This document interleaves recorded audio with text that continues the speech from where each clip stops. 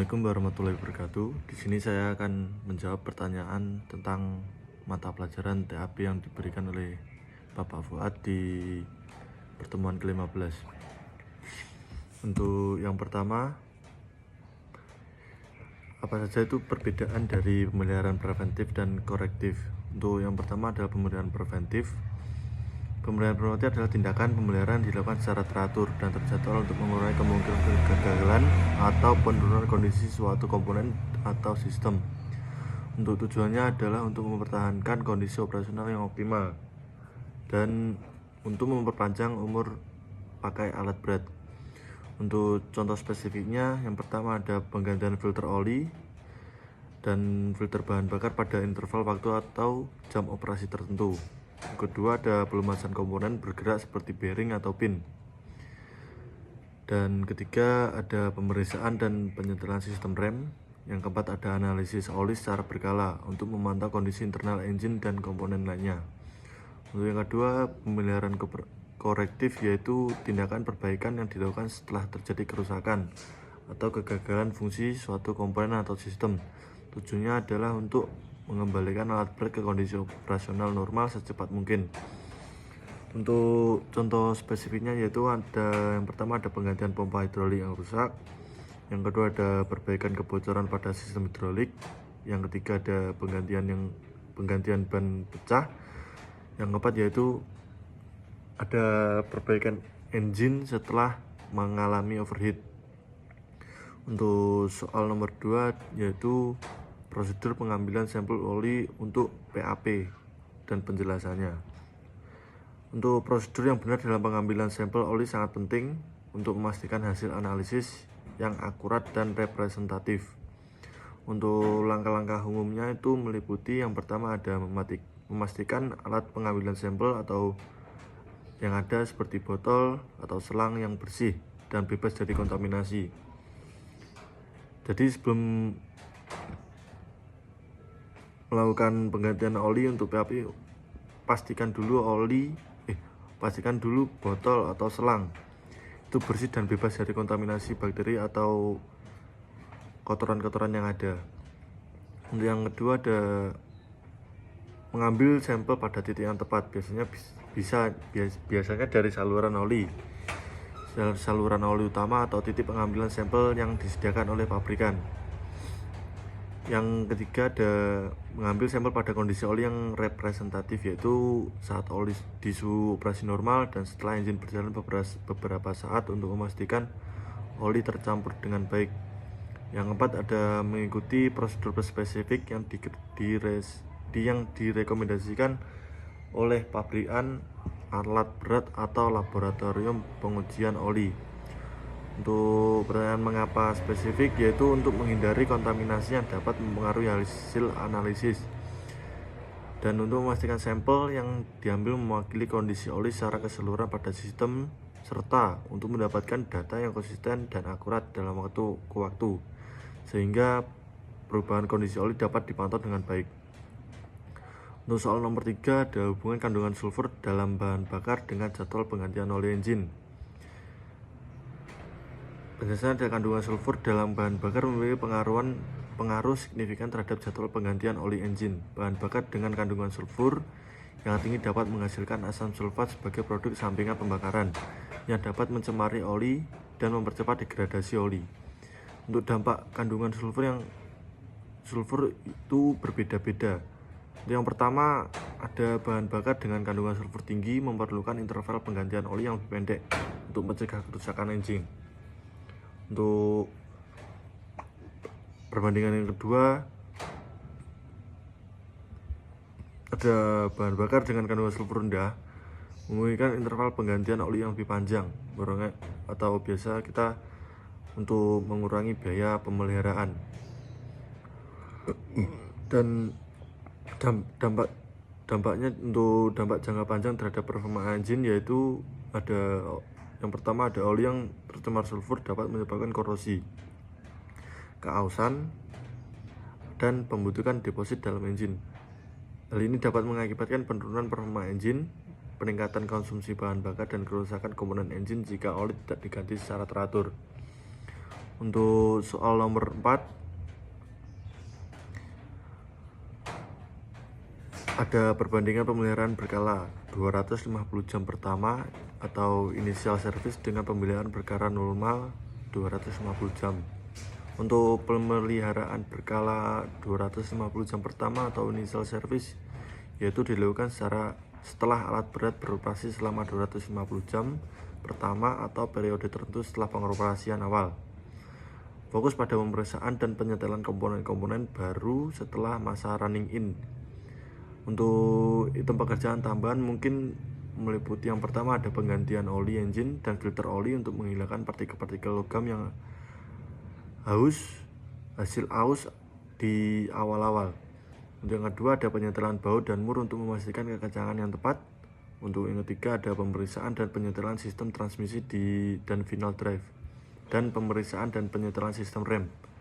Untuk pemeliharaan berkala normal 250 jam yaitu yang pertama ada melakukan secara berkala setiap 250 jam operasi setelah initial service. Yang kedua ada fokus pemeliharaan tuning untuk menjaga kondisi operasional alat berat, dan item pekerjaannya itu meliputi yang pertama ada penggantian oli dan filter, yaitu meliputi oli engine, oli hidrolik, dan oli dan sebagainya. Dan itu harus sesuai dengan jadwal yang ada. Yang kedua ada pemeriksaan level cairan, yaitu meliputi cairan pendingin, oli transmisi, dan lain-lain. Dan yang ketiga ada pelumasan komponen. Yang keempat ada pemeriksaan visual terhadap kebocoran dan kerusakan.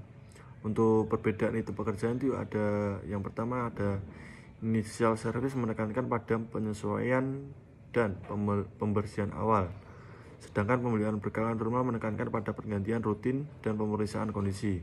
Untuk perbedaan ini disebabkan oleh adanya aus awal dan penyesuaian komponen yang terjadi pada masa running in. Untuk soal selanjutnya nomor 5 yaitu ada evaluasi condition based maintenance dan schedule overhaul. Untuk condition based maintenance atau CBM itu ada yaitu pendekatan pemeliharaan yang didasarkan pada kondisi aktual komponen atau sistem. Pemeliharaan dilakukan hanya ketika ada indikasi bahwa komponen tersebut memerlukan perhatian berdasarkan pemantauan parameter seperti getaran, suhu, tekanan, atau analisis oli. Untuk kelebihannya yaitu mengurangi downtime dan tidak perlu karena karena pemeliharaan yang dilakukan saat dibutuhkan. Untuk yang kedua ada mengoptimalkan umur pakai dari komponen tersebut, dan ketiga ada mengurangi biaya pemeliharaan dan menghindari penggantian komponen yang masih dalam kondisi baik. Untuk kekurangannya sendiri yaitu ada dua. Yang pertama ada melakukan investasi dalam teknologi pemantauan kondisi seperti sensor dan alat analisis. Yang kedua membutuhkan keahlian untuk menganalisis data dan membuat keputusan pemeliharaan yang tepat. Dan selanjutnya ada schedule overhaul, yaitu pendekatan pemeliharaan yang didasarkan pada interval waktu atau jam operasi yang telah ditentukan sebelumnya. Komponen atau sistem diperbaiki atau diganti pada interval yang telah ditetapkan tanpa memperhatikan kondisi aktualnya. Untuk kelebihannya sendiri itu ada dua, yaitu ada mudah direncanakan atau dianggarkan. Untuk yang kedua ada memastikan pemeliharaan dilakukan secara teratur. Kekurangannya yaitu yang pertama dapat menyebabkan pemeliharaan yang tidak perlu jika komponen masih dalam kondisi baik. Yang kedua ada meningkatkan biaya pemeliharaan. Yang ketiga ada tidak efektifnya dalam mencegah kegagalan yang terjadi secara tiba-tiba.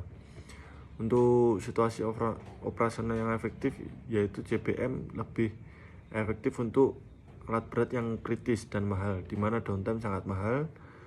Dan selanjutnya ada operasi yang memerlukan ketersediaan alat berat yang tinggi atau komponen yang memiliki pola kegagalan yang dapat diprediksi. Untuk schedule overhaul lebih efektif untuk alat berat yang kurang kritis, operasi dengan jadwal produksi yang tetap, komponen yang memiliki umur yang relatif konstan. Untuk soal selanjutnya nomor 6 untuk langkah-langkah menangani engine overheat, yaitu ketika operator melaporkan engine alat berat mengalami overheat, langkah-langkah yang harus diambil adalah yang pertama menghentikan operasi alat berat, yaitu matikan dulu engine dan biarkan mendingin. Jangan langsung membuka tutup radiator saat engine masih panas untuk menghindari semburan cairan panas. Untuk yang kedua ada pemeriksaan level cairan pendingin. Setelah engine cukup dingin, periksa level cairan pendingin di radiator dan reservoir. Tambahkan cairan pendingin jika perlu. Untuk yang ketiga ada periksa visual terhadap kebocoran. Tanda-tanda kebocoran cairan pendingin di sekitar radiator, selang, pompa air, dan blok engine. Untuk yang keempat ada periksa komponen lain. Periksa komponen lain yang terkait dengan sistem pendingin seperti kipas angin, termostat, dan pompa air. Untuk selanjutnya ada diagnosis penyebab. Setelah melakukan pemeriksaan awal, kita identifikasi penyebab overheat itu. Beberapa penyebab umum overheat yaitu meliputi yang pertama ada level cairan pendingin yang rendah, yang kedua ada kebocoran pada sistem pendingin, yang ketiga ada kipas yang tidak berfungsi, yang keempat ada termostat macet, yang kelima ada pompa air yang rusak, atau yang keenam ada radiator yang tersumbat. Untuk langkah selanjutnya yaitu melakukan perbaikan. Setelah penyebab overheat diketahui, lakukan perbaikan yang diperlukan. Untuk pentingnya prosedur ini yaitu untuk mencegah kerusakan lebih lanjut pada engine akibat suhu yang terlalu tinggi, seperti kerusakan pada gasket pada silinder, seperti gasket kepala silinder yang melengkung atau piston yang macet, dan menjaga keselamatan operator dan meminimalkan downtime alat berat. Untuk selanjutnya yaitu nomor 7, analisis kritis penghematan biaya melalui pemberian preventif. Pemberian preventif yang baik dapat menghemat biaya dalam jangka panjang melalui beberapa cara. Yang cara pertama yaitu mengurangi risiko kerusakan besar. Dengan melakukan pemeliharaan secara teratur, potensi masalah dapat dideteksi dan diperbaiki sebelum menyebabkan kerusakan yang lebih parah dan mahal. Yang kedua ada memperpanjang umur pakai komponen. Pemeliharaan yang tepat dapat memperlambat laju keausan dan memperpanjang umur pakai komponen, mengurangi frekuensi penggantian.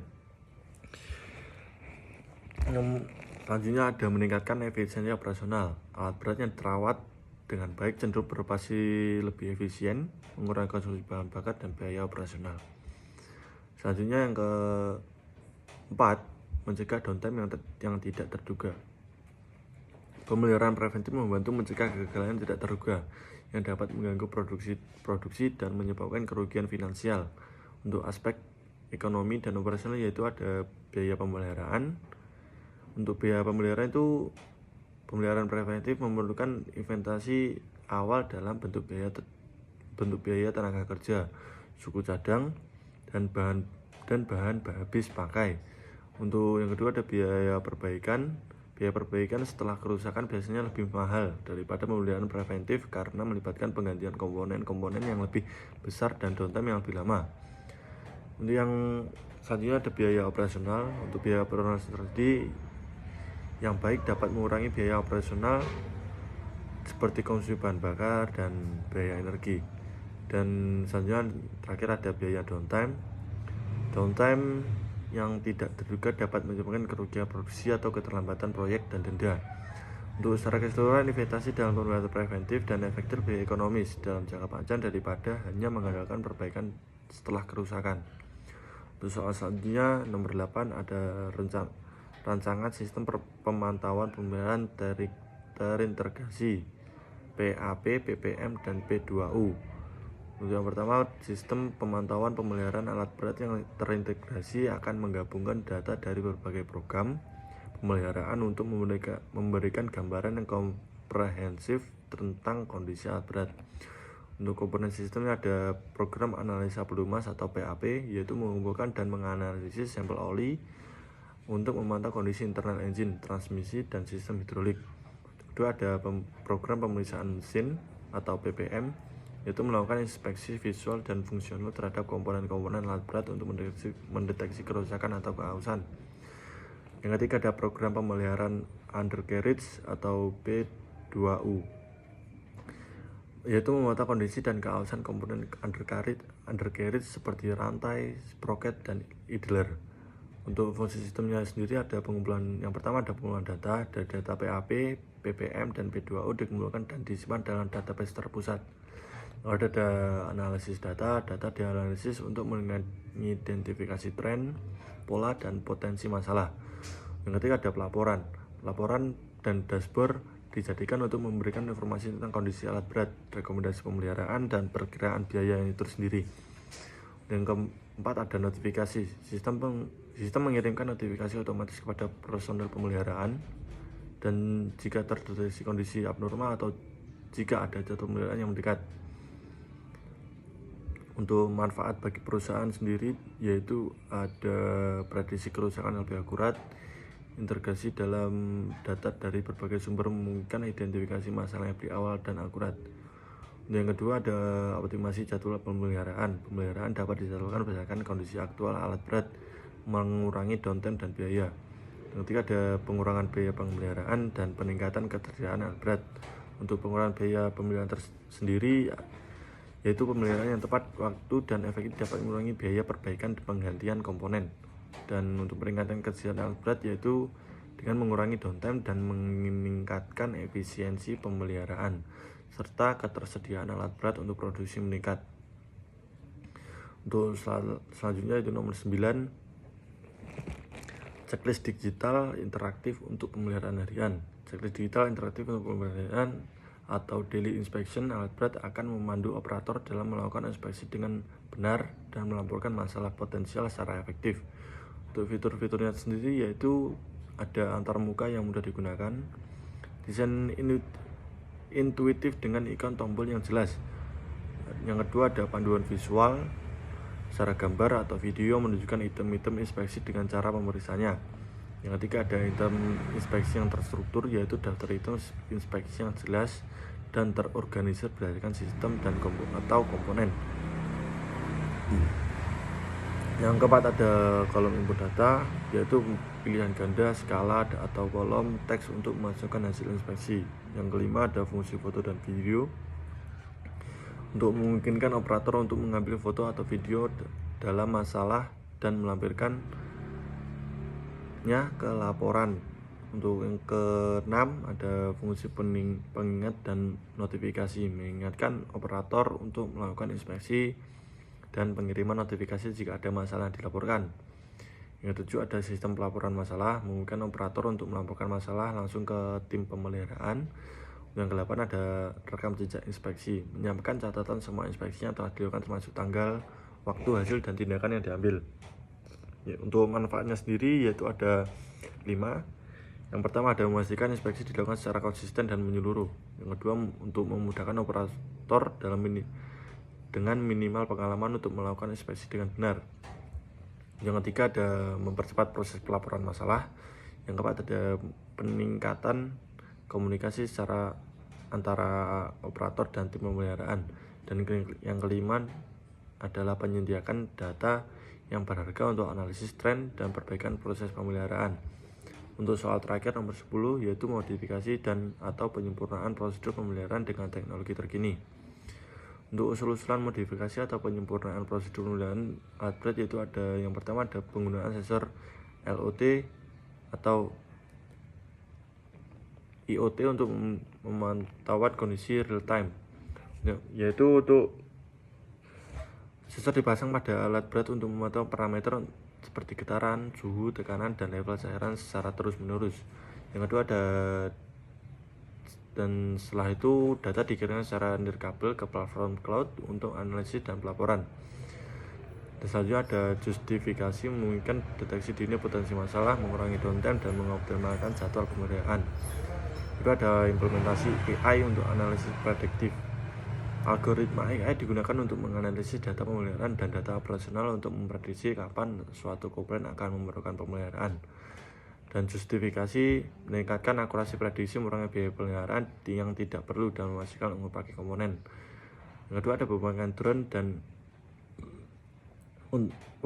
penggunaan drone untuk inspeksi visual. Drone yang dilengkapi dengan kamera yang digunakan untuk melakukan inspeksi area yang sulit dijangkau atau berbahaya, seperti struktur tinggi di area tambang yang curam. Yaitu justifikasinya yaitu untuk meningkatkan keamanan inspeksi, mengurangi waktu inspeksi, dan mendapatkan data visual yang lebih detail. Yang selanjutnya ada digitalisasi rekaman pemeliharaan dan dengan teknologi blockchain. Catatan pemeliharaan disimpan dalam blockchain yang merupakan ledger digital yang terdesentralisasi dan tidak dapat dirubah. Justifikasinya yaitu meningkatkan transparansi dan keamanan data pemeliharaan yang memudahkan pelacakan riwayat pemeliharaan alat berat dan mengurangi risiko kehilangan data. Sekian dari saya. Wassalamualaikum warahmatullahi wabarakatuh.